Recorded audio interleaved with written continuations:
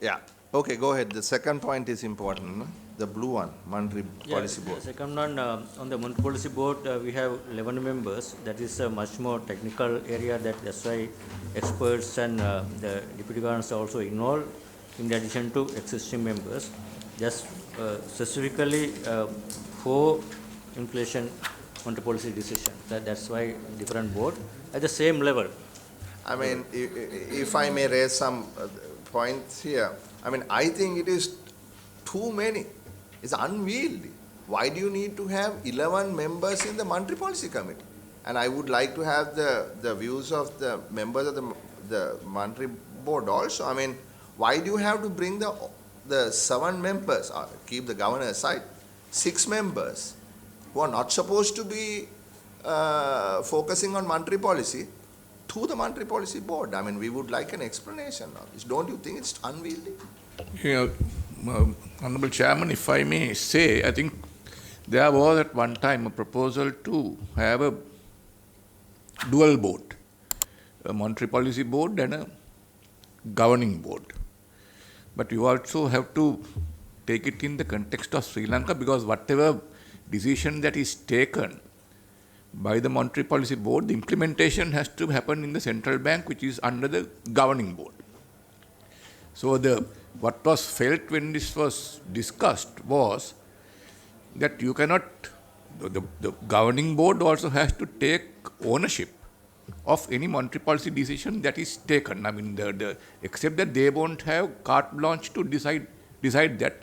They have to, but once a collective decision is taken, they would also have to take ownership, and they can't say, no, we were not involved in this, because finally implementation has to happen through the executives of the central bank, which is under the governing board. So to avoid any kind of a issue of on the part of the officers, because otherwise they will end up having a difficult situation if monetary policy, if the governing board members were to take a different view on monetary policy. Yeah, the question here, may I please? The question here is that the independence, no? Here the minister, the president, appoints 6 members to the governing board, right?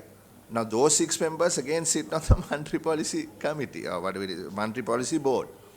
So it looks to me that it is skewed, right, towards the members appointed by the executive, as opposed to technical people, because like you said, Monetary Policy Board is a technical matter. So would it be sort of dominated by people who have been appointed from outside? It won't get dominated, because I think the 2 deputy governors are there, the governor is there, who are technical people, and there are two others who are there. But now, if you look at it, the current situation, it is the governing board or the equivalent of that, which takes monetary policy decisions as well as it stands today. So this, I think, is a significant improvement in that sense. So they would at least have the benefit of an external view from experts who can, assuming that they are reasonable people who are on the governing board, even though they are not experts on the subject. So I would think that getting that to bear, I don't think we expect a situation where there will be dominance. Of course, I mean, if it comes to a vote, yes. But I think, to me, this is a better methodology in practice to avoid any conflicts later on in the implementation, and also to make sure the governing board takes decisions, or the monetary policy board takes decision with sufficient knowledge, not only from within the central bank, from also outside the central bank, because otherwise the board is only consisting of people from inside the central bank. Chair, if you permit me, since I had to go, I'll ask this and make this point. Now, is this deliberation open to media? It is. Yeah, so there is a democratic danger. Okay, we need to be transparent, I understand, and I stand for that.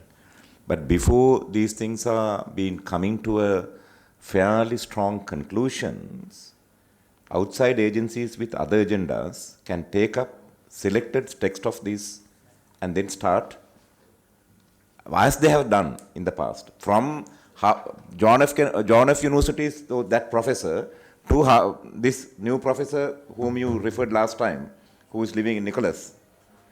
They are on the weave that they have a right to critique without any alternative. This is what has happened. Chairman, sorry, last time you brought that name, therefore I have the right to, I think, mention. I could have brought another 100 names to support, from Marxist to neoliberalist. So therefore, we'll avoid those individual opinions to come to this point, because we are a committee. Second, I want to find out, if this is open to the media, how do we stop those vested agencies taking these points and building their own political, socio-economic or whatever their agenda is? So I would strongly urge, if at all we need analysis from outside, we have a state institute called API, Kalagamas Institute. And Kalagama is respected, our own economist who had contributed to this country. What's the institute? API? IPS. So I would say, if we need deliberations outside, we'll get them, because they are institutionalized in this country for a long time and they are supported by the government. They are a semi-government body. Therefore, until this, they can pick up from the debate, parliament debate, which is open. But these deliberations, I would urge, and I would ask other members to strongly consider that we do not allow this to go to media at this point. It can go, definitely it will go to media. It will go only after we present this honorable member. That is our decision. Yeah. And there has to be some transparency. Obviously, Right. obviously, that in case of the transparency only I'm talking about. Freedom had to be defended at all cost. Yeah. So From the people who would not be Yeah, able to abuse the freedom. yeah, so Number one. as long as there is inside information, then it is an absolute no. It cannot go to the media. This is public information. This has already gone to court. Yeah. And therefore, the determination has been given by court. So this is out in the open. So therefore, I don't see any reason why we need to restrict the freedom of this information. And also, Mr. Governor, this discussion, or rather, Mr. Fonseca, this discussion is not a political discussion. This is just a discussion amongst MPs on a policy matter. And that policy matter is whether the Mantri board is, 11 members, whether it is, too big, and whether one can make it smaller to be more technical. That's all. And you have given your view. If there is any others who want to give your individual view, we can take it.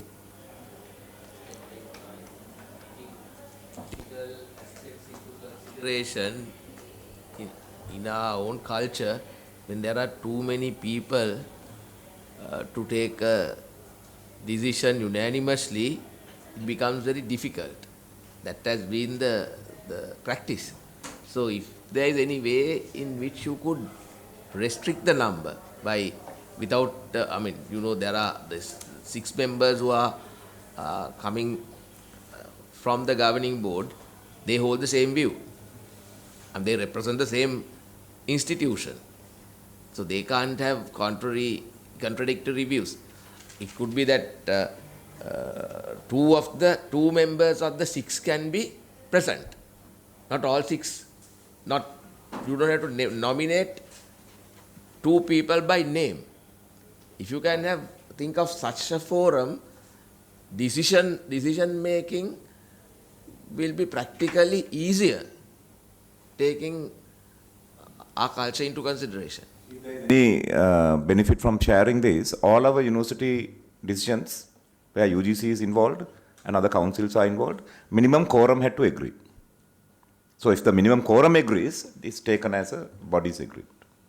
There's obviously a minimum quorum in the law that has been defined here. Here the argument is that current monetary board has all 5 members, including the Secretary Treasury. It's all 5 we are making decisions now. So now Secretary out, then the government will have to appoint another 3 new members. So it's up to the Parliament and you to determine whether that is too much. or you can, I'm not sure whether that can be done now after Supreme Court determination. They didn't have any problem with that. If that is possible, I mean, you the can same- recommend whether it is I too mean, much, then you can, we have no issue because we have worked with 5 members so far, system has worked. Now what we are losing is ST, replacing someone, then 5 members is also okay for the governing board. Obviously, Monetary Policy Board, I would see the point, need to have more experts coming in. That is why additional members there. So if you want to propose anything less, probably you have to start with the governing board and then all members, governing board should be Monetary Policy Board members. But I would like to keep 2 deputy governors and 2 experts for the Monetary Policy Board. That we have no issue, no. That we have no issue. The only question being asked here is, the 6 members of the governing board should, all of them, be sitting in the Monetary Policy Committee board because it's a technical. That's why Mr. Fonseca's point is important because they take the ownership of the any policy that all members will take the ownership. Yeah, but Governor, take on a daily matter, weekly or monthly, whenever you meet the Monetary Policy Board, they have to take the ownership of the policy as a whole, no? Yeah. Not an day-to-day sort of activity. The Monetary Policy Board will make day-to-day decisions also. Involved in day-to-day. They are only policy. No, what I'm saying is the governing board sitting in the Monetary Policy Board will certainly be part of the decision that is to be made, no? On interest rates or on SRR or whatever it is. Right? So is it actually necessary for them to sit in this Monetary Policy Board on a regular basis to take ownership of the bigger policy? And practically they are full-time officials. They may be having other work to attend to as well. And like if all 6 get restricted, there could be practical issues. There's a quorum. I think we can Yeah. have some members not coming to the each meeting subject to the quorum. That's one way. You can argue both ways. Well, you can. What has the Chairman, Honorable Attorney General got to say? No, there are no legal issues here. The issue is, I think, the governing board has been functioning with 5, of course, including the ST. Now, if the ST is now going to be out, he can be replaced. And as far as the central bank is concerned, I don't think anybody has any issue with that continuing at 5. So that is a matter for the government whether they want to have 5, 7 or 9. So Yeah. that's So the that- thing. that- It has nothing to do with the central Central bank can do with 5. 5, yeah. We are putting 11 there. Yeah. No. That is for the governing board. But then on top of that, there were 2 these boards now. deputy governors who are anyway in the central bank, plus 2 other outsiders who are. That is in addition to his proposing to bring in addition to 5. නෑ Into the monetary policy. මෙතන එක්ස්පර්ට්ස්ලා දෙන්නෙක් ඉන්න ඕන එක්ස්පර්ට්ස්ලා 3 දෙනෙක් කරන්න පුළුවන්. Yeah. හරි මන් දන්නේ නෑ. අපේ මේ පුළුවන්ද කියලා හමු ඉස්සෙල්ලා.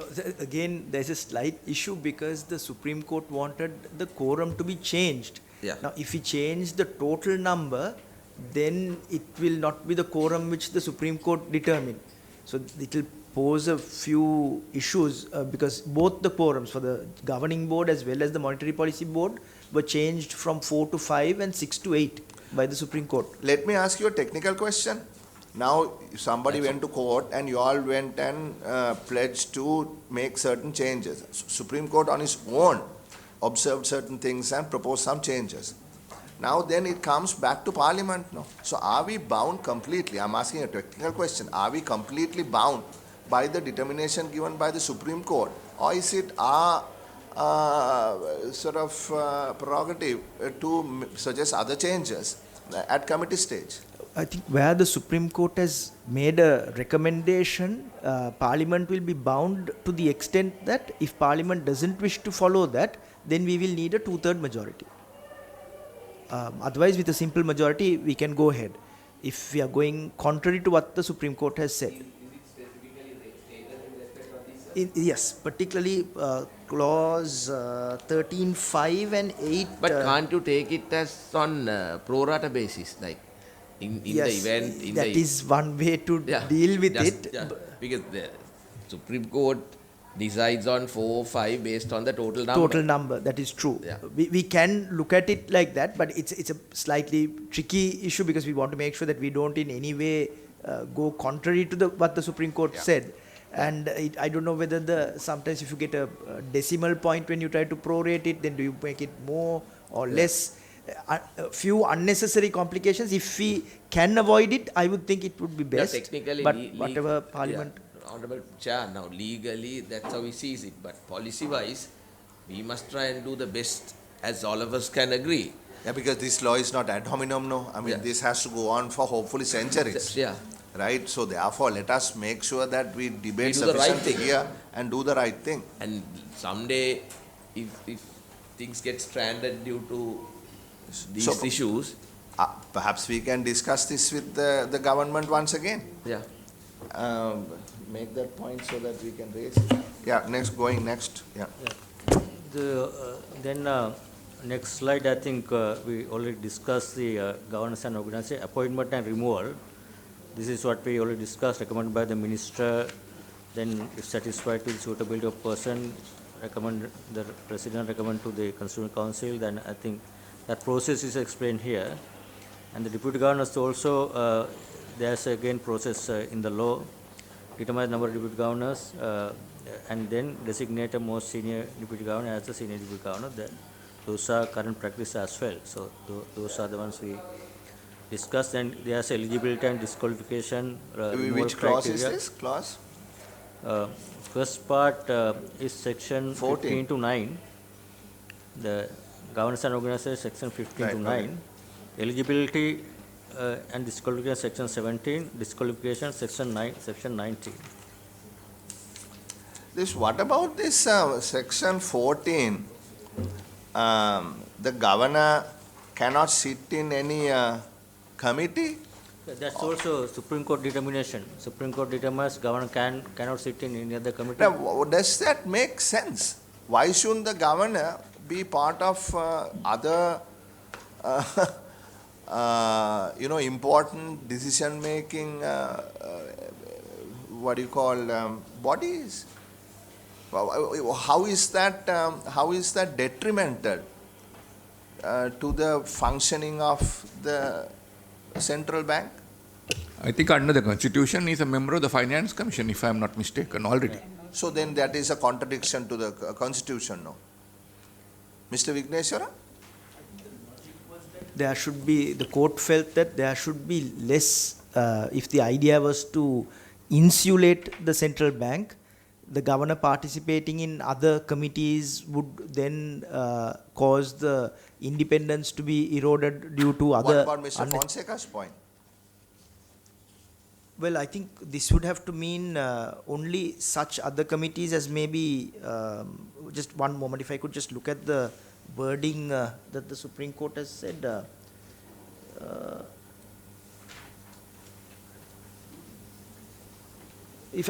Might I just get back to it? I'll Yes, just look yes, exactly please at what do, the yeah. Supreme Court has said. Yeah.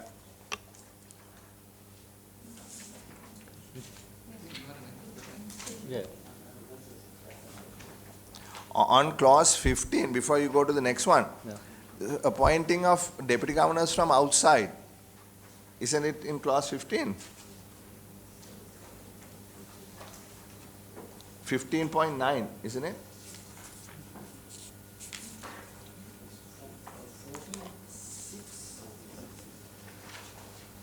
Yeah, there was a provision in the bill, but Supreme Court basically the determination they took it away.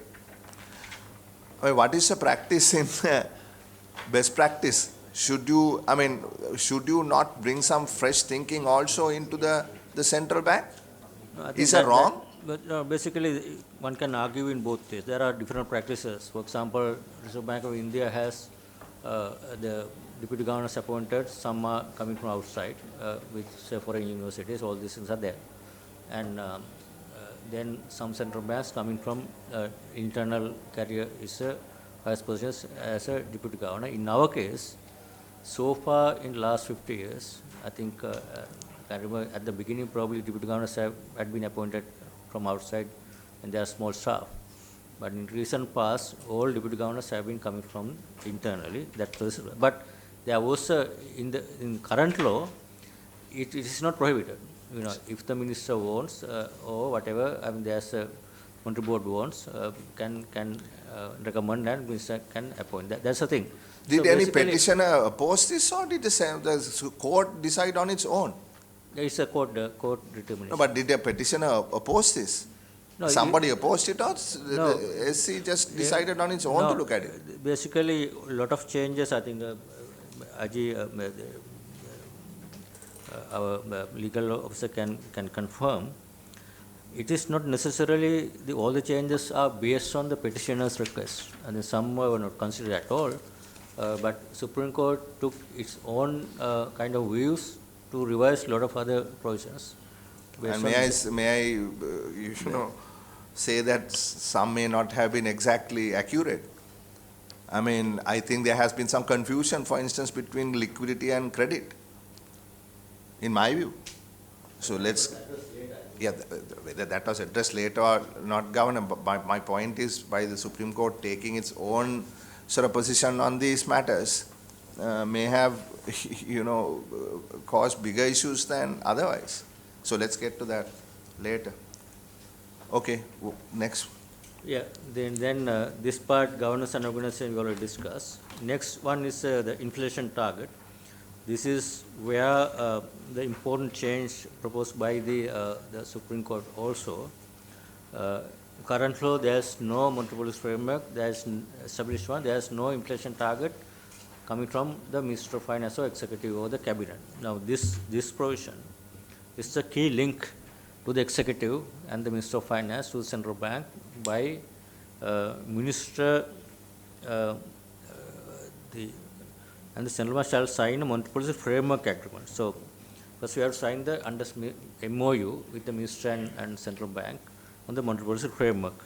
That's how inflation targeting framework will be in the framework. Second, under this framework, Minister sets out the inflation target, and that's given to central bank under framework. This is the inflation that they would want, and there's a question came at the Supreme Court if there's a disagreement between the central bank and the minister on the inflation target, then it was taken another higher level. Cabinet has now the authority to determine what is the inflation target from the government. So that's how it was changed.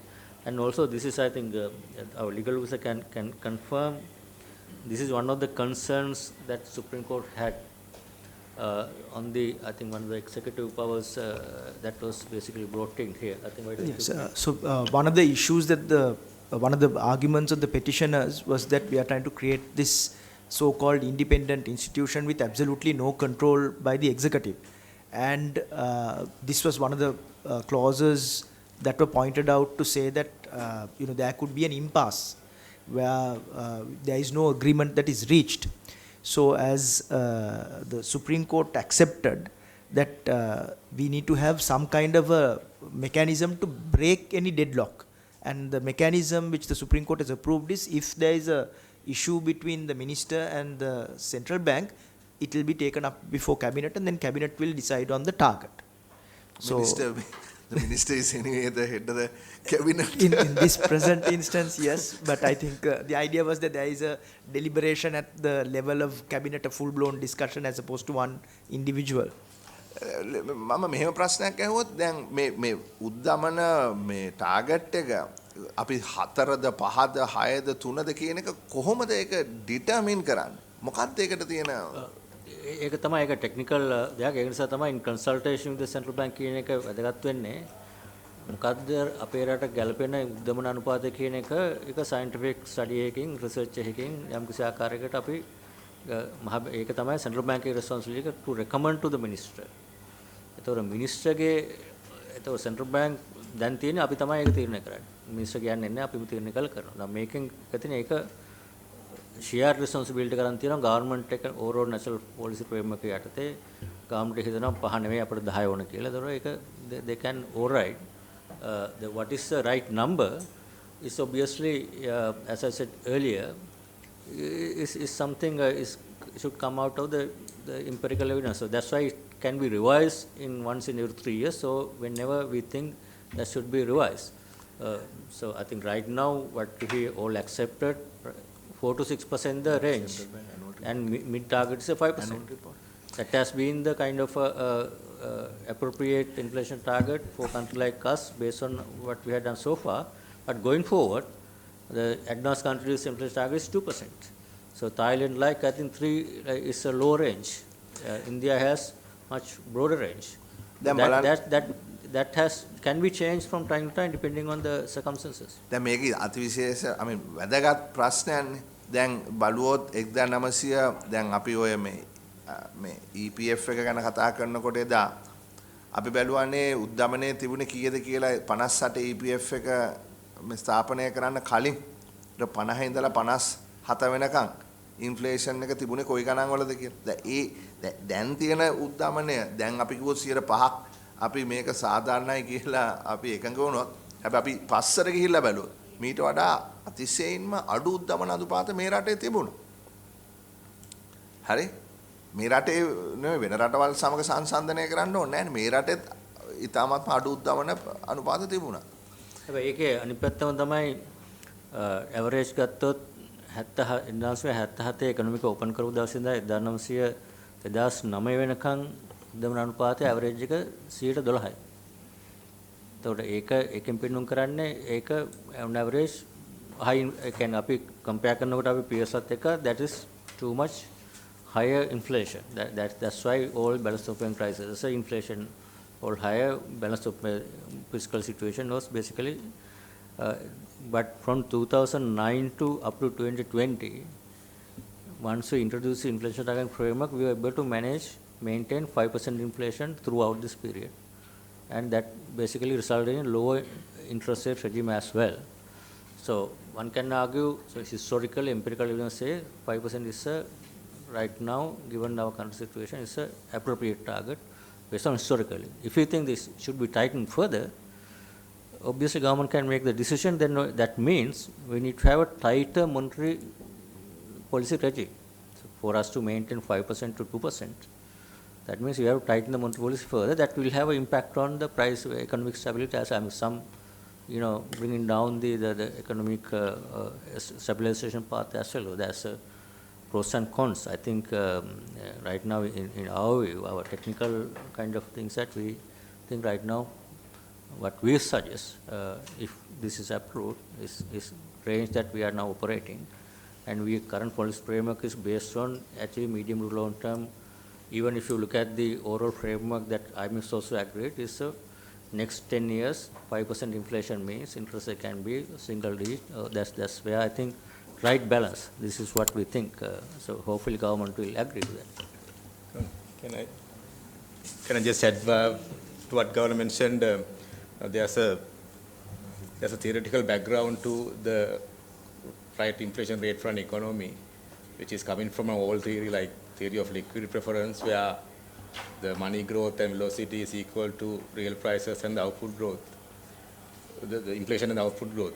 So if you take as an empirical evidence, as Governor just mentioned, so if we have, say, inflation at 5% on average, and the real GDP growth is about, say, 5% on average, we will see money growth of the economy will be 10%, having constant velocity.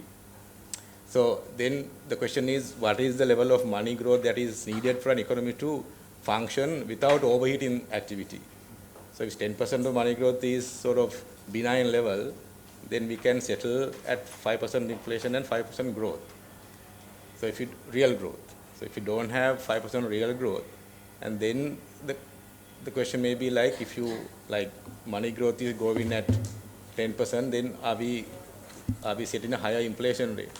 So that's kind of a sort of study that is sort of been done to arrive at a 5% level of inflation on average, which can be, as Governor mentioned, can be revised given the economic context. When the economy is expanding, activity is expanding, the demand for money is expanding, and all of that can be taken into account as we move along.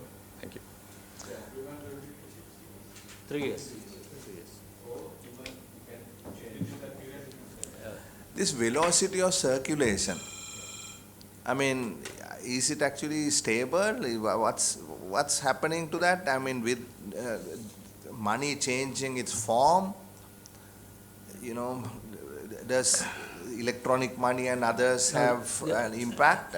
And also this is an important point. That is why justification of inflation targeting rather than monetary targeting, because velocity of money is changing with modernization of financial system, new financial instruments. So it's a traditional, historical, old kind of financial markets that, in fact, in our experience, we look at this that has been not stable. So that's changing. That's why we need to have an anchor.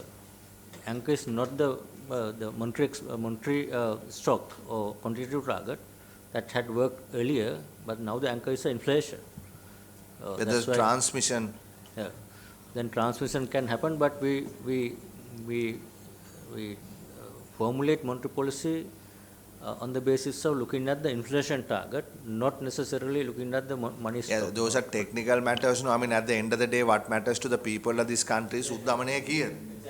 හරි උද්දමනය වැඩි වෙනකොට මිනිස්සුන්ගේ අතේ තියෙන සල්ලි වල ක්‍රය ශක්තිය අඩු වෙනවා, මිනිස්සු අමාරුවට වැටෙනවා. ඉතින් උද්දමනය 100%ටද 3%ටද 4%ටද 2%ටද කියන එක මම ඒක අවසානයේදී දේශපාලන තීන්දුවක් කියන ඔබතුමා කියන්නේ. ඒක තමයි. ඒක නිසා තමයි අර මේ හරිස් විස්තර කරපු දේ මම හිතන්නේ කොට දෙන්නට තේරෙන්නේ නැහැ නේ.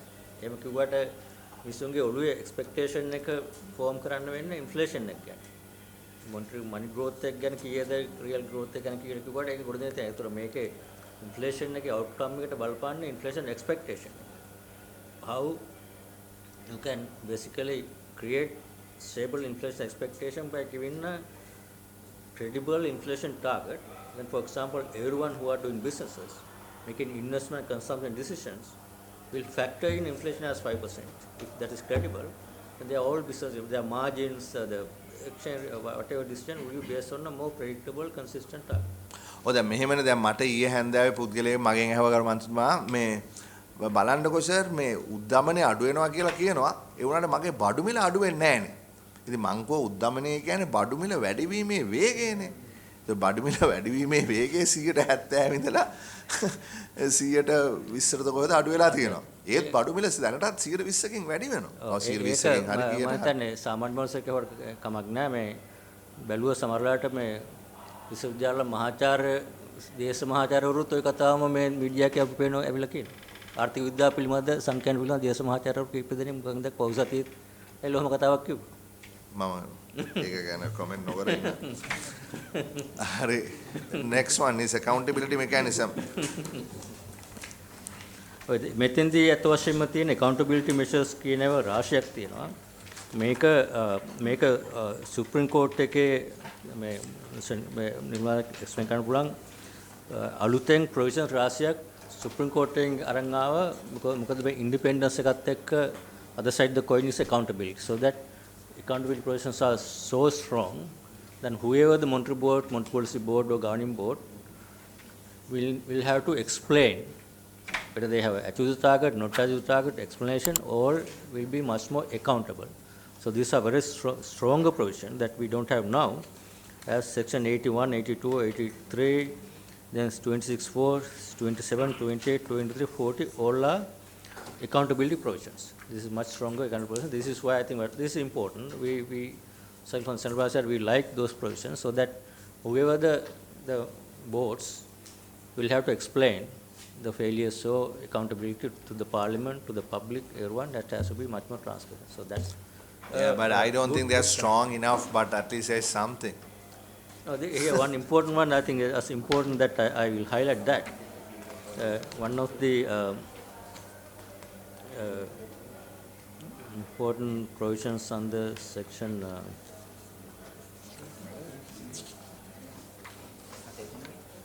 Central Bank, one thing, that's a publication of annual report. Second, Central Bank shall, at the request of the Parliament, be heard by the Parliament or any scheme once in every 4 months. Next one, Governor Central Bank, members of the Governing Board and the Monetary Board and every Central Bank may, on their own initiative, also seek an opportunity to apprise the function of Central Bank, submitting the Criminal report or report of the Central Bank to the Parliament. Both ways.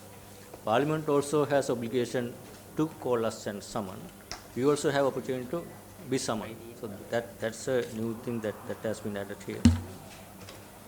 අපි එහෙමනම් දැන්ට මේක දාගමු. මේක pass වුණාම හැම මාස 4කට සැරයක්ම අපිට එන්න වෙනවා. මහා බැංකුව කැඳවලා 11 දෙනාම කැඳවලා ප්‍රශ්න කරන්න මේ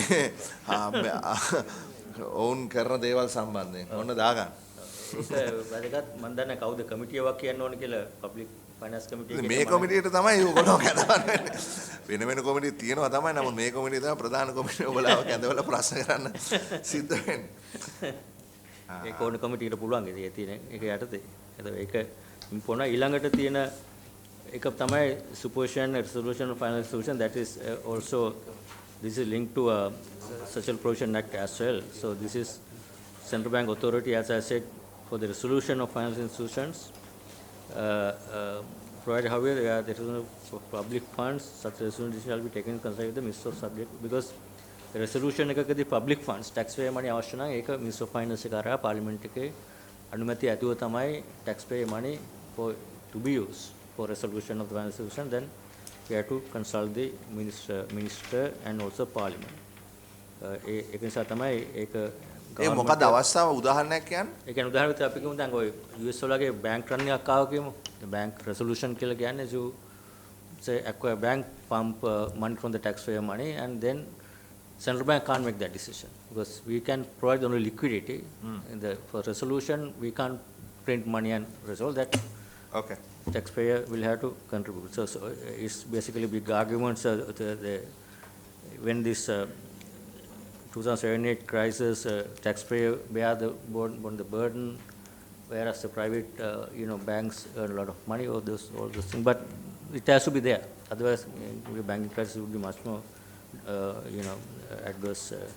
So this is obviously technical part, macroprudential authority, macroprudential authority and powers. So all what we can do if we see there's a macroprudential stress and issues, then we can take all this. These are formalizing this thing. And next one is relating to that macroprudential authority. There's what committee called Financial System Oversight Committee. Right now we have informal committee, which is a coordination between other regulators, SEC, insurance, all are coming together, because macroprudential stress can come from other sectors, the stock market collapse or insurance sector, some issues. So this is the forum where each and every regulator related to financial stability comes together once in every 3 months, have a discussion and understand each other and recommend what to be done, and then everyone take the responsibility of addressing. These are all progressive steps, no? Progressive steps. Those are new ones. Then next one is important relation with the parliament and government and the public. These are again the accountability to the public, the parliament. So as a financial, there are traditional roles: financial advisor, fiscal agent, bank for the government. That all will be retained, and shall be the central bank shall be the official depository. Those are existing ones. And another important new one is the coordination council.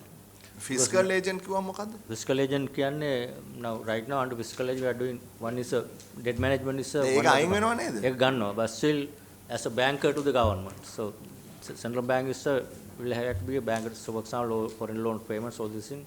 So public debt department essentially will become a independent that will be taken public now. debt office. There's a transition portion. Yeah. But still there are the fiscal agent functions we need to retain. So government needs central bank account maintenance, all this thing, manage their foreign currency deposits, all this thing are banker to the government, bank for the government. And the new one is a coordination council, because now Secretary of Finance is going out of this thing, but this is to discuss, coordinate fiscal and monetary policy. In coordination, government is the chairman, secretary, Minister of Finance, and also there is provision. If there is a secretary to the Minister of Economic Policy different from Minister of Finance, that if government determines that comes on the central bank comes on different ministry, then that this is a provision. We have quarterly regular meetings, and important one is central bank independence is maintained, and it's only this shall not have any decision making authority over fiscal, monetary, or financial system civil policy, but it's a coordination council. And the next one, important one, this is the important one, section 80 to 86 a lot of discussion in the Supreme Court. This is something, this was, I think, probably challenged by some of the petitioners. Prohibition of monetary finance, the key change in the new law, original version has complete prohibition of monetary financing. Directly or indirectly, central bank shall not grant credit to government or any public authority owned by government or any other public authority. Only the state banks, as commercial banks, we can indirectly provide liquidity. That's necessary for monetary policy implementation. And also shall not purchase this provision. But then Supreme Court took a kind of a suggested to have a unforeseen circumstances. That escape clause. දැන් මේකනේ ලොකුම ගැටලුව ඊළඟට මේ මන්ත්‍රීමේ දැන් මෙතන තියෙන ප්‍රශ්න අපි මුලින්ම කතා කරපු එක. ඒ කියන්නේ මහ බැංකුවට හැකියාවක් තියනවද මේ මුදල් තමන් හිතනවා නම් වැඩිපුර මේ වෙළඳ පොළට නිකුත් කළ යුතුයි කියලා මේ සල්ලි අච්චු ගහනවා කියන වැඩේ. එතෙන්දී තීරණයක් අරගෙන තියෙන්නේ කිසිසේත්ම මහ බැංකුවට මේ දේ කරන්න බෑ. හැබැයි සුප්‍රීම උසාවිය ඔවුන් ඒක ගැන සලකලා බලලා කියලා තියෙනවා ද්‍රවශීලීතාවයේ ප්‍රශ්නයක් තියෙනවා නම් රජයට හරි ලික්විඩිටි මේ හදිසි අවස්ථාවන් වලදී රජයට අවශ්‍ය මුදල් මහ බැංකුව හරහා සපය ගන්න පුළුවන්. ඒකනේ තේරෙන භාෂාවෙන් මේ කියන්නේ. ඒක තමයි සුප්‍රීම කෝර්ට් එක ඩිටර්මිනේෂන් එකෙන් දීලා කළා. ඔව්. එතකොට දැන් එතකොට මේක abuse කරන්න පුළුවන්ද කියන ප්‍රශ්නේ තමයි ඊළඟට එන්නේ. හරි. ඒකට තමයි අර සේෆ් ගාස් ගොඩක් මේ ප්‍රොපෝසල් එකේ තියෙනවා බැලුවොත් ඇත්තටම. ඒක හේතුව දැන් උදාහරණයක් විදිහට දැන් මේකේ තියෙන එහෙම කරනවා නම් ඒක upon proclamation being made under the public security ordinance in the interest of public security, preserving public order, global ඒ වගේ situation වලදී central bank following conditions, central bank in consultation with the minister and subject to the monetary policy objectives under this act recommends the amount and terms of such bill to be purchased under this. That's the amount has to be in consultation with the minister. Then Parliament approves every such recommendation. That හරි come to ඒ ඔක්කොම හරි කියමුකෝ. ඔව් අපිට ලොකු conditions කොටක් දාලා තියෙනවා. අපිට මේ ඒකේ මොකද්ද උසාවිය කිව්වේ මේ මිස්ටර් විග්නේශ්වරන් හරියටම මොකද්ද උසාවිය කිව්වේ? I think the court didn't want there to be a complete, so that they said that this independence should not be some kind of a suicide pact, so to speak. You But can't say you will not have any kind of monetary financing. If there is an emergency proclamation, if Parliament approves it, and the central bank recommends certain thing, if for certain specific reasons, interest of public security, preservation of public order, a global health emergency like what we had, like the COVID situation, in those specific circumstances, and subject to all of these other approvals coming in, including Parliament's approval, then the central bank can carry out monetary financing. So it's a very limited window. But then is it limited? For instance, public security ordinance in the interest of public security and preservation of public order. This can have a very broad interpretation, no? It is possible, but there has to be an emergency proclamation, and it will be coming back to Parliament. Yeah, but still, you're opening the floodgates, no, here. I mean, anybody can interpret it. I mean, you know how the law works. And the minister will say this is a public emergency or public. No, it has to be an emergency proclaimed under the PSO. So it will have to be basically an emergency situation being proclaimed in the country, which is a very drastic. Yes. No, it is not. No, you know, as a matter of fact, some months ago, years ago, that ordinance was used to call for an emergency situation. So yes, only thing is now we have the Supreme Court which will be looking into these But matters. how do you, I mean, I'm really concerned about this. හරි මේක ඉතාමත් වැදගත්. මොකද අපි මේ කරන දේ සියලුම දේ වතුර යනවා. සියලුම දේ වතුර යනවා. මේ ක්ලෝස් එක අයුතු ලෙස මහ බැංකුවේ ඉදිරියේදී ඊළඟ අවුරුදු 50 දී කවුරු හරි පාවිච්චි කරොත්. එතන මේ මොකද අපි එක ප්‍රතිපත්තිමය තීරණයක් ගන්නවා මහ බැංකුවට මේ මුදල් අච්චු ගැසීමේ බලය නැහැ කිය. ඒ නිසා තමයි මේ රට මේ යම් කිසි තැනකට පල්ලෙහාට වැටෙන්නේ කියන එක අපි කලින් සාකච්ඡා කරා. ඒතකොට මම අහන්නේ තාක්ෂණික කාරණාවක් හැටියට මේ දොර විවෘත කරනවා නෙමෙයිද මේ? මේකෙදී I think අපි counterfactual බැලුවොත් මේක මම දකින්නේ මේක better provision එකක් complete provision ට වැඩි. හේතුව තමයි අපි ගමු complete provision තිබ්බ කියලා. ඒතර ඒක අවස්ථාවක් ආවොත් වෙන්නේ ඊළඟට ඒ තියෙන රජයක් කවුරු හරි පාර්ලිමේන්තුවට ගෙනල්ලා අර තියෙන පරණ ප්‍රොවිෂන් එක ගෙනල්ලා මුළු ඇක්ට් එකම වෙනස් කරන්න පුළුවන්. නමුත් මෙතන ප්‍රොවිෂන් එකක් තියෙනකොට flexibility එකක් තියෙනකොට there's no justification or there's no need for the government to come and amend the law to facilitate that on permanent basis rather than there's a temporary provision is in the law. So that will obviously discourage any future government revising and bring back what we had the bad practice in the past. That because also Parliament has the power to do that. At ඒ කියන්නේ pressure value එකක් Yeah, exactly. Yeah. That's I think this is in my view this is a very good suggestion by the. This has been a practice. We looked at a lot of other countries. There are escape clauses in these circumstances. I think that gives a bit of a comfort for the government. In case of this situation, there is a window, the limited window approved by the Parliament. If not, they will come to the Parliament and reverse the whole law and reverse the provision, and then it will be a bigger damage. එතකොට දැන් මේකේ තියනවාද කෙටි කාලීනව විතරයි මේ ණය ලබා ගන්න පුළුවන්. මාස 6කට පමණයි. මාස 6න් පස්සේ ගෙවන්න ඕනේ. And there is no rollover also. There's no rollover. හැබැයි මේකේ මම දැක්ක එක තැනක තියෙනවා හදිසිම කාරණයක් යටතේ දවස් දින 180කට මේක වැඩි කරගන්න පුළුවන් කියලා. Maximum මාසය කියන්නේ ඒකයි. දින 180 කාලයකට තමයි. නැත්තම් මාස 3යි. ඔව්. ඒක තියෙන්නේ maximum period. ඒකට සාමාන්‍ය treasury bills කිව්වොත් 3 months or 6 months. 6 months. එතකොට 6 month bills issue කරන්න පුළුවන් නැත්නම් 3 months bill ඇතිනම් 3 months single කරලා තව roll over කරන්න ඔය මේකේ maximum limit එකක් තියෙනවා 105ක් නේ. ඔව් limit එකකුත් තියෙනවා. outstanding debt stock එකෙන්ද outstanding treasury bill stock එකෙන්ද මොකෙන්ද? treasury bill stock එකෙන් Limit of the treasury bills approved by Parliament for that year. මම දන්නේ මගේ පුද්ගලිකව නම් මම හිතන්නේ අපි මේක මීට වඩා ටයිට් කරා නම් වඩා හොඳයි කියන එක තමයි මගේ මතය.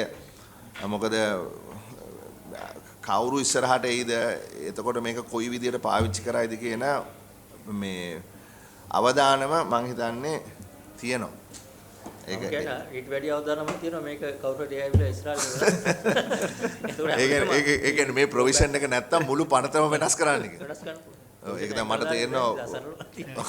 I can understand your argument. පොඩි කමෙන්ට් එකක් මමත් කරන්නේ නිකන් ප්‍රැක්ටිකල් සයිඩ් එකෙන්.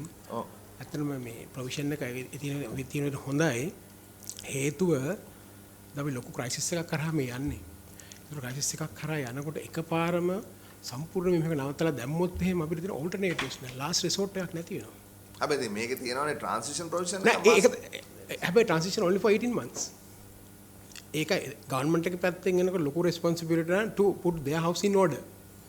මේ මාස 18 ඇතුළතදී to face this new situation. ඒ අතරතුර මේකත් එතනින් එහාට යම් කිසි දෙයක් තිබුණොත් එහෙම ඒ වගේ දෙන ඉමර්ජන්සි සිටුේෂන් එකකට මුහුණ දෙන්න මම හිතන්නේ හොඳයි කියන එකයි මට තියෙන ප්‍රැක්ටිකල් සයිඩ් එකෙන් කෑෂ් ෆ්ලෝ මැනේජ්මන්ට් සයිඩ් එකේ. හැබැයි මේක ලික්විඩිටි ප්‍රශ්නයක් නෙවෙයි මේක ක්‍රෙඩිට් ප්‍රශ්නයක්. මේක ෆිස්කල් පොලිසි කෑෂ් ෆ්ලෝ ප්‍රශ්නයක් treasury එකට.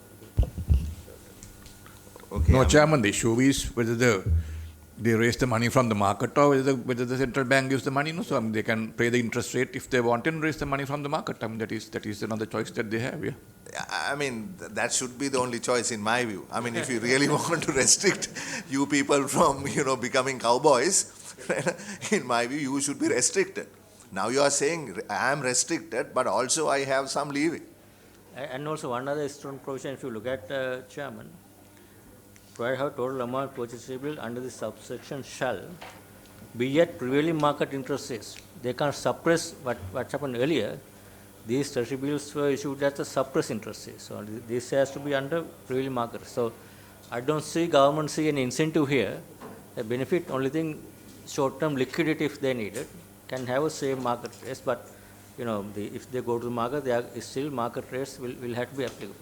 The rates are controlled by moral suasion or by regulation? It's all market rates. Huh? It's prevailing market rates. Right now, if 5% was prevailing market rates. Yeah, I mean, if you look at current practice, even now, and then obviously going forward, they are independent debt office. They are the ones who will be raising. Yeah. So from the once the market. independent debt office comes, then Oh, that's that's a that. transition I mean, in my view, I think both should have happened at the same time. Yeah, You know, but you are giving yourself how many months? 18 months for the independent debt office to be established. That I think there's a agreement under the IMF yes, within next year, no? Within next year, I think third week or Okay. end of next year, and we are working on that. And IMF is also providing necessary. Right now, also there's a mission, and it's ongoing, and the work is going on. Okay, right. Okay, last couple of points, yeah. Social advances also, I mean, we all know there's a one way that government has used this social advance to finance, direct finance. So that is also limited. Earlier, it was there was a rollover increase in the liabilities. Now they can't carry a rollover. That has to be settled within a certain period. So that is to support, provide some liquidity at the beginning of the year if there's no revenues coming up for them to. එතන පොඩි clarification එකක් මේ අධිපතිතුමා, notwithstanding the prohibition in 86, central bank may make new direct provisional advances to the government to finance expenditures authorized to be incurred out of the consolidated fund within the first month of the financial year. ඒ කියන්නේ මේක දිගටම කරන්න පුළුවන්ද මේ provisional advance දෙන්නේ? හැම අවුරුද්දෙම පළවෙනි මාසේ ජනවාරි මාසේ කරන්න පුළුවන්. ඒක සෙල් කරන්න ඕන. ඒ දැන් තියෙන විදියටනේ. දැන් තියෙන විදියට ද settle වෙන්නේ නැහනේ. නෑ දැන් තියෙන විදියට කරන්න බෑ. දැන් තියෙන විදියට සෙල් කරලා තව එකක් ගන්න පුළුවන්නේ. දැන් මේකෙන් එක නවත්තලා තියෙනවා. මාස 4 ඇතුළත රෙවෙනියු එක එනකොට එක ඒ කියන්නේ දැන් තියෙන විදිය නවත්තනවා. නවත්තනවා. දැන් තියෙන විදියට ගෙවන්න කිව්වට ඒක දිගටම ඒක රෝල් ඕවර් කරන්න බෑ. roll over කරනවානේ. රෝල් ඕවර් කරන්න බෑ දැන් අලුත් එක. එතකොට මාස පළවෙනි මාසේ දෙන්න පුළුවන්. දෙන්න පුළුවන්. ඊට පස්සේ මාස 4කින් ගෙවන්න ඕනේ. ගෙවන්න ඕන. 10%ක් වෙනකම්. Estimated revenue එකේ. රෙවෙනියු එක 10%. 10% of the estimated revenue එතනින් ඒක මාස 4න් ගෙවන්න ඕනේ. Estimated the last year's revenue huh? Of the current year. Right. That's the main things නේ. තව මොනවද තියෙන්නේ? ඒක තමයි ඊට පස්සේ transitional provision තියෙන්නේ just to reveal some of the things. Those are technical things, I think. Those are okay. I mean, overall, I think what I mean, from my view, this is a important piece of legislation. I see a merit and value in this legislation, and this will kind of after 70 years central bank enact, and this is one most important one, and we would like to see also appreciate the Supreme Court certain provisions that improving accountability, some of the and keeping the central bank independence, both financial and policy independence, was kept as we propose. And this is, I think, important legislation. We would like, after incorporating all the Supreme Court determination, hopefully that will go through, and we'll have a new regime in the monetary policy going forward at central banking. මම දකින විදිහට පාර්ලිමේන්තුවේ පක්ෂ විපක්ෂ මන්ත්‍රීන් අතර මේ සම්බන්ධයෙන් ඉතාමත්ම ධනාත්මක මේ පොසිෂන් එකක් තියෙන්නේ. මම හිතන්නේ කවුරුත් පිළිගන්නවා මේ අලුත් පනතේ අවස්ථාවේ. මෙතන තියෙන ප්‍රශ්න කිහිපය තමයි අර පත්කිරීම සම්බන්ධයෙන්. මේ 7 දෙනෙක් 6 දෙනෙක් ජනාධිපතිවරයා විසින් පත් කරලා ඒ 6 දෙනා නැවතත් මන්ත්‍රී පොලිසි බෝඩ් එකෙත් ඉන්නකොට එතන යම්කිසි විදියකට මේ ස්වාධීනත්වය පිළිබඳ ගැටලුවක් මතුවේද කියන සාධාරණ ප්‍රශ්න තමයි මම හිතන්නේ ඇහෙන්නේ. එතකොට ඒ සම්බන්ධයෙන් අපි තවදුරටත් මම හිතන්නේ රාජ්‍ය සමගත් මේ කතා කරන්න බලාපොරොත්තු වෙනවා. ඊළඟට මේ 86 ප්‍රොවිෂන් එකෙන් අපිට දැන් ගමන කිව්වහම සහ මේක ඉදිරිපත් කරලා තියෙන කාරණා අනුව පේනවා ඉතාමත්ම ටයිට් තැනකට ගෙනල්ලා තියෙනවා. හරිද? Tamanට ඕන විදියට මේක පාවිච්චි කරන්න බැරි වෙන තැනක් හැටියට තමයි පේන්නේ. නමුත් ඒ සම්බන්ධයෙන් මම හිතන්නේ මේක ඉන්ටර්ප්‍රිටේෂන් එක පිළිබඳව ගැටලු ඉස්සරහට එන්න ඉඩ තියෙනවා. අපි අදට නෙවෙයිනේ මේ නීතිය. මේක නන්දලාල් වීරසිංහ, රාණි ජයමහා, නිහල් ෆොන්සේකා, මහින්ද සිරිවර්ධන සහ සංජීව ජයවර්ධන කියන පස් දෙනාට එහා යන්න එපයි අපි. හරි, අපි බලන්න ඕනේ අවුරුදු 10කින් 15කින් 20කින් 50කින් මේක අපිට වැදගත් විදියට රටේ මූල්‍ය විනය පාලනය කරගන්න පුළුවන්ද කියන එක. ඉතින් මම හිතන්නේ අපි කාටත් තේරෙනවා මේ ඉදිරිපත් කරලා තියෙන පනතේ අවශ්‍යතාවය. අපි කාටත් තේරෙනවා මේකේ වැදගත්කම. මම හිතන්නේ රට බංකොලොත් වුණායින් පස්සේ 2018 මේක ගෙනාවට වඩා අද මේක ගේනකොට මගේ සමාජයේ ලොකු පිළිගැනීමක් මේකට තියෙනවා. ඉතින් අනිත් එක මම හිතන්නේ මේ කාලය තුලදී මහ බැංකුව ක්‍රියාත්මක වෙච්ච ආකාරය ගැන මම හිතේ රටේ මිනිසුන්ගේ ලොකු ධනාත්මක ප්‍රතිචාර තියෙනවා. ඉතින් මම හිතන්නේ එවැනි පසුබිමක් මත මේ සම්මත කරගන්න එක මම හිතන්නේ නැහැ අතිශයින් අපහසු කාර්යයක් වෙයි කියලා. ඒ කෙසේ වෙතත් මම කිව්වා වාගේ අපි තව දිනයක් දා ගන්නවා වෙනත් පාර්ශවයන්ගෙන් කරුණු විමසන්න අවශ්‍ය නම් අපේ කාර්ය සභාවට. ඊට පස්සේ අපි මේ සම්බන්ධයෙන් තීරණයක් ගන්න බලාපොරොත්තු වෙනවා. නීතියෙන් අත්වශයෙන් කරලා තියෙන මේ තියෙන governance accountability පුළුවන් තරම් strengthen කරලා වෙන විදිහකට යන්න බැරි විදිහට tighten කරාට අධිගතම role එක important role එක තියෙන්නේ for the Minister of Finance and the Government and the Parliament to appoint proper suitable people to the board. So it's all matters of personal thing. If the government Conservative Council minister appoints someone who can be politically influenced and who would not make independent decisions, doesn't matter what law says. This is our experience. So what you say, we appreciate how we operate the central bank last 1 year. Show why independence is important, and it's all based on the basis of the people who are the monetary board. So if we had a different set of people, as we saw in the past, politically influenced, all these different agendas, doesn't matter what the law says. That is why this appointment governance process is very crucial in the implementation. I think there's to the extent law can prevent this thing, but it is all the decision by you all to make sure that right people are appointed. Even now 3 members will have to be appointed, 2 experts will have to be appointed. We want to see proper experts, suitable people are appointed so that we can do our job independently and rightly. No, sorry, Secretary. එක අදහසක් කියන්න මේකේ දාලා. ඔබතුමා කියවගේම governor කියවගේ දැන් මේක New ඉරාහයකට යනවා. ඒක අර ඔබතුමාත් highlight කරා වගේ section 86 central bank financing කියන එක තමයි කී එකක් විදිහට මමත් දකින්නේ. දැන් එතනදී අර ගවර්නර් කිව්වා වගේම විශේෂයෙන්ම රජයට පවතින රජයට Ministry of Finance එකට fiscal operations වලට ලොකු කාර්යභාරයක් පැවරෙනවා. fiscal discipline එක හදාගන්න. මොකද fiscal discipline එක අපේ fiscal indiscipline එක තමයි මේ තත්ත්වයට අපි යොගෙනාවේ කියන එක මගේ පෞද්ගලික විශ්වාසයෙන් මම මේක දිගටම කියලාත් තියෙනවා. ඉස්සරහට යද්දී මේ මහ බැංකුව අලුත් පනත ඒම තුලින් ඒක තව ශක්තිමත්ව කියලා කියනවා රටට සහ රජයට තවන්ගේ විනය රාජ්‍ය මූල්‍ය කළමනාකරණයේදී දැඩි කළ ගත යුතුයි කියන එක. මොකද නැත්නම් මේ ටාගට්ස් වලට යන්න සහ ජනතාවට මේකෙන් බලාපොරොත්තු වෙන ඒ සහනය සහ අපේ අනාගත බලාපොරොත්තු ළඟා කර ගැනීමට ඒ රාජ්‍ය මූල්‍ය විනය කියන එක ඉතාම වැදගත් වෙනවා කියන එක මම මෙතන highlight කරන්න කැමතියි. බොහොම ස්තුතියි.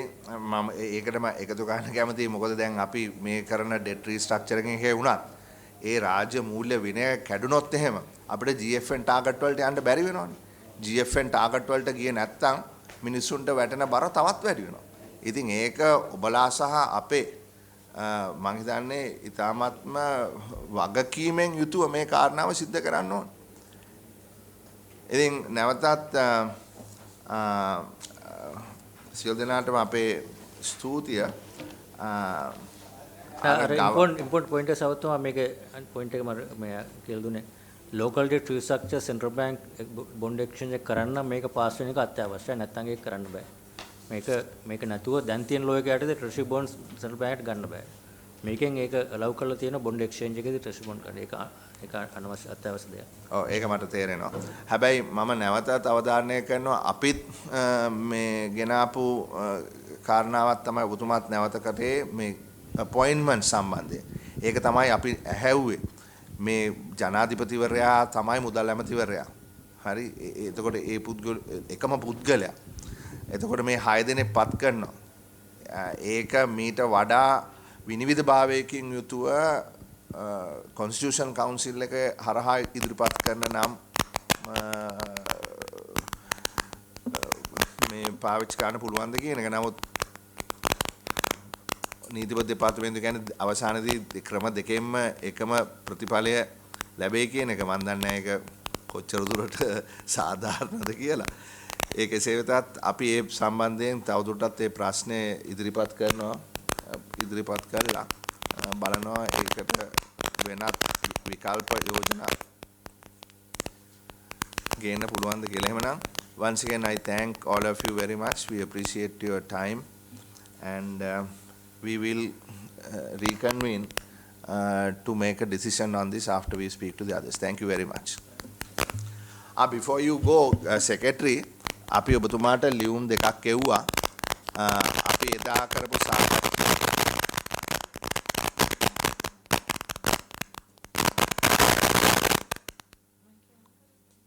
අපි එදා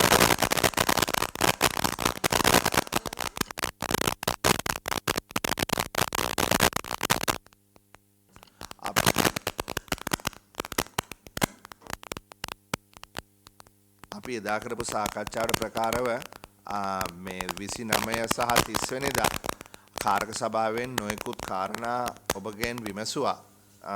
ඒකට අපි අවශ්‍ය දත්ත මොනවද කියලා ඊයේ ලිපියකින් දැනුම් දුන්නා. එනසුමානවත් වෙනකොට අපිට දත්ත ලබා දෙයි කියලා අපි බලාපොරොත්තු වෙනවා.